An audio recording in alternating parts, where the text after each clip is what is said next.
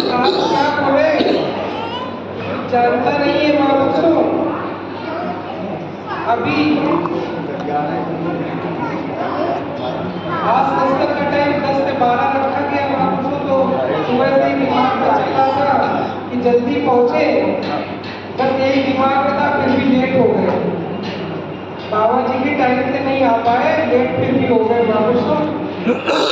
बात आज याद आ रही थी घर पे कि महापुरुषों हमारे बाबा जी ने जो ज्ञान दिया है, हम लोग भी हजारों लोगों से मिले हैं, बहुत लोगों से मिले, बहुत लोगों से बात किया। जो बड़े सरल ढंग से बड़े बाबा जी ने जो ज्ञान दे दिया, ये पावर मालिक ही वो करता है, डिलीवर करता है, वहाँ से कि किसको अथॉरिटी है इसको देने की। ऐसे ज्ञान बहुत लोग देते हैं, मगर मेरे बाबा जी ने जो ज्ञान दिया वो एक अनुभव करा दिया। ज्ञान तो ऐसे आप कहीं भी चले जाइए, बहुत लोग दे रहे हैं, मगर उसको अनुभव नहीं करा सकते।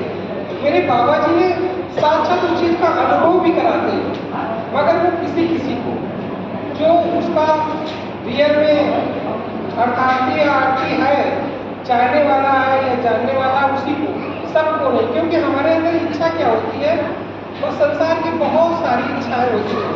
हम ये बन जाए, हम डॉक्टर इंजीनियर बन जाए या कलेक्टर बन जाए, तमाम इच्छाएं रहती हैं। बाबा जी के टाइम में मैंने देखा कि जो लोग जो इच्छा रखते थे वो बन गए। जो मैं अपना देखा कुछ लोगों को कि वो जो प्राप्त कर लिया, मगर जिन लोगों ने ज्ञान को देखा, रियल में उनको ज्ञान ही मिला, महापुरुषों दूसरा कुछ नहीं मिला। हम अपने स्वामी जी के में देखते थे जीवनचर्या में कि वो सिर्फ एक मतलब ऑल टाइम हर समय केवल कोई इसी पारब्रह्म परमेश्वर के अलावा दूसरी कोई चर्चा ही नहीं करते थे, और अपने बाबा जी के अलावा कोई चर्चा नहीं करते थे। लोग तमाम बातें करते थे, कभी वो बात ही नहीं करते थे महापुरुषों। और रियल में उनका जीवन इतना अच्छा था कि महापुरुषों उनके साथ सानिध्य रहते हुए सब पता चलने लगता था, क्योंकि महापुरुषों दूसरा कुछ है नहीं। अभी एक महापुरुष बोल रहे थे बैराग की बात। बैराग एक बीमारी है महापुरुषों, बैराग एक बहुत बड़ी बीमारी है, और उस बीमारी को केवल सदगुरु ठीक कर सकता है और कोई नहीं।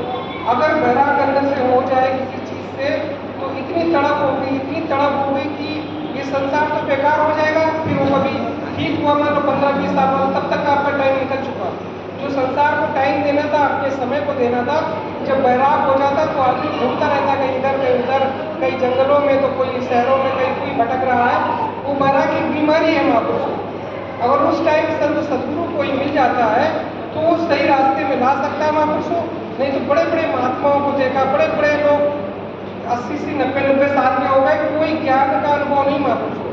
गीता तो खूब रटी है, रामायण भी रटी है, वेदांत भी रटा है, मगर उससे कह दो महाराज अनुभव करा दीजिए।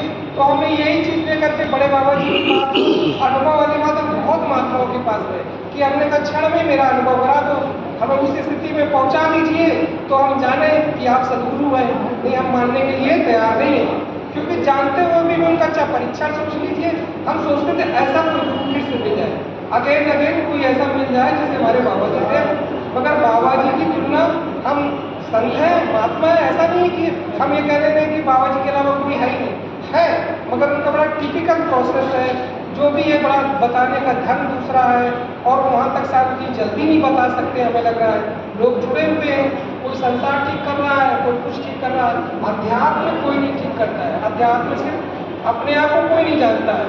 मन में कुछ होता नहीं महापुरुषों, मन विचारों का एक पुंज है और कुछ नहीं। मन ही ईश्वर है, मन ही सब कुछ है।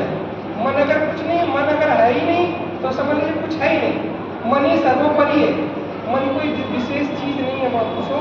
जो मन के ऊपर बहुत बोला जाता है, मन ही, गाना भी सुनते हैं कभी कभी, मन ही देवता, मन ही ईश्वर, ईश्वर है, मन ही को बहुत कुछ है महापुरुषों। मन को केवल देखना है दृष्टा भाव में कि क्या है ये रियलिटी, इसका स्वरूप क्या है महापुरुषों, और कुछ नहीं है। बोलिए सतगुरु भगवान की जय।